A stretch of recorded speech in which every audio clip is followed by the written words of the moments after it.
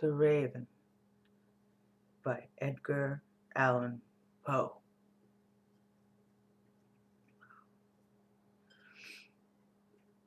Once upon a midnight dreary, while I pondered weak and weary over many a quaint and curious volume of forgotten lore, while I nodded, nearly napping, suddenly there came a tapping, as if someone gently rapping at my chamber door.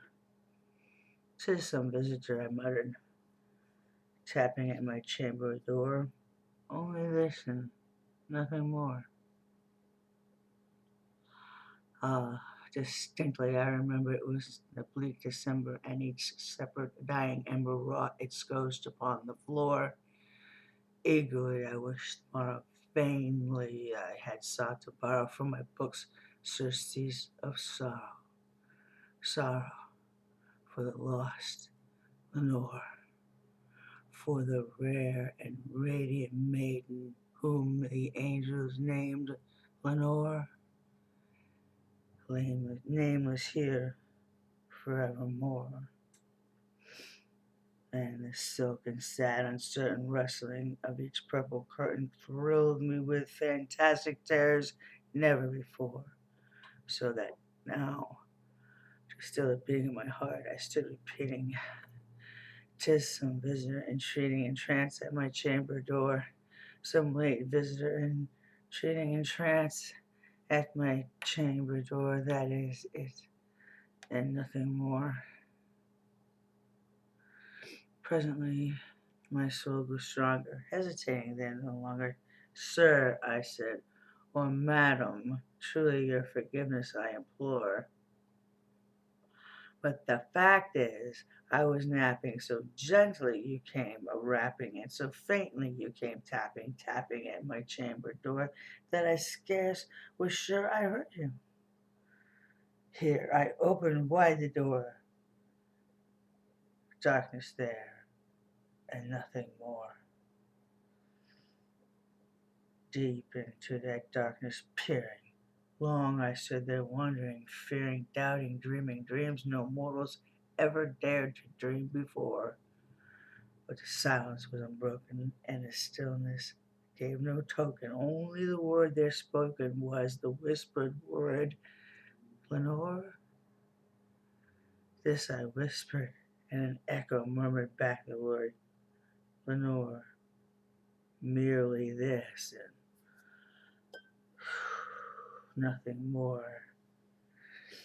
Back into the chamber, turning all my soul within me burning. Soon again I heard it tapping, somewhat louder than before.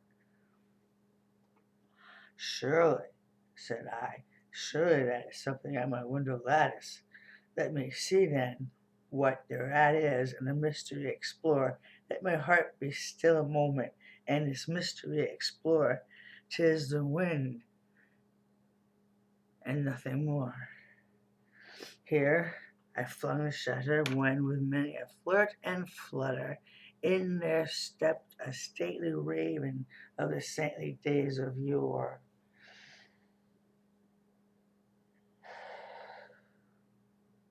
Not in the least obedience made he, nor a moment stopped or stayed he, but with mien of lord or lady perched upon my chamber door, perched upon a bust of Pallas just above my chamber door, perched and sat and said nothing more. Then this ebony beguiling my sad fancy into smiling, by the grave and stern decorum of the countenance I wore.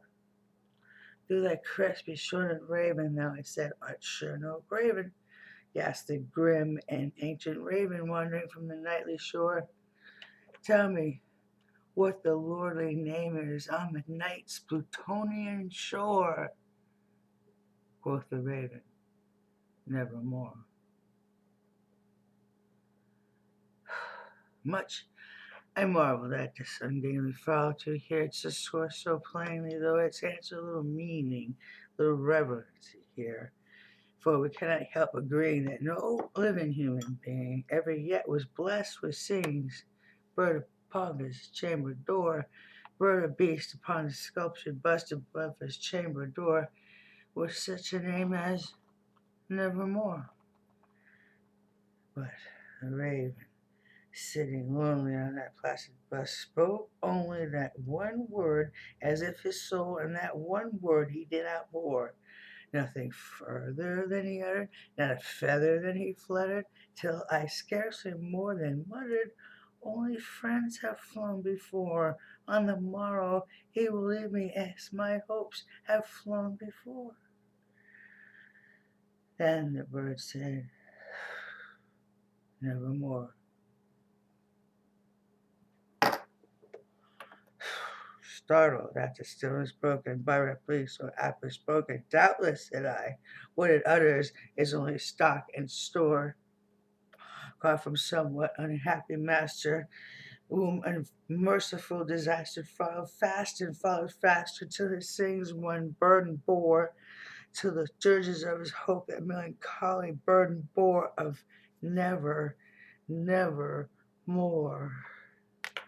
But the raven still beguiling all my fancy into smiling straight, I wheeled the cushion in front of bird and bust and door. Then upon the velvet sinking, I betook myself to linking fancy unto fancy, thinking what this ominous bird of yore, what this grim, ungainly, ghastly, gaunt, and ominous bird of yore meant in croaking nevermore.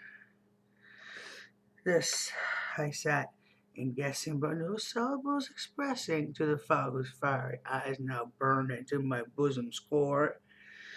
This and more I sat divining, with my head at ease reclining on the cushion's velvet lining that the lamp light gloated o'er, but whose velvet violet lining with the lamp light glowing o'er, she shall press nevermore.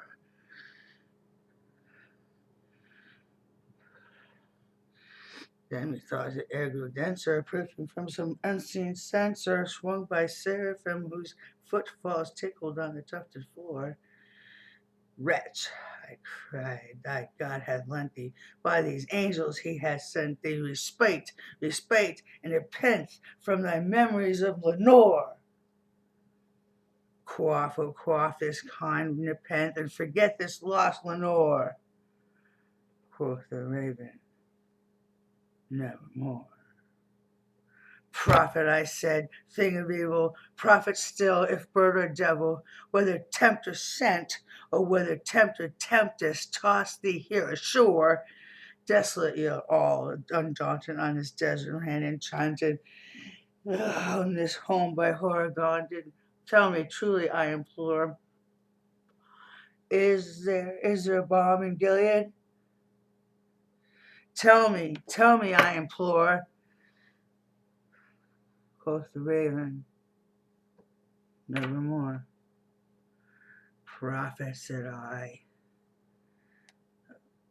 thing of evil, prophet still, if bird or devil, by that heaven that bemends us above us, by that God we both adore, tell this soul with sudden laden within the distant Aegean, and shall clasp a sainted maiden whom the angels name Lenore. Clasp a rare and radiant maiden whom the angels name Lenore.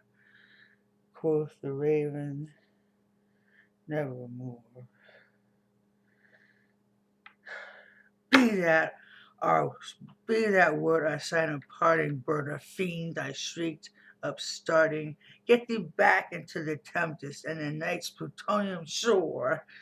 Leave no black plume as token of that lie that soul has spoken. Leave my loneliness unbroken. Quit the bust above my door. Take thy beak from out my heart, and take thy form from my door. Quoth the raven, nevermore.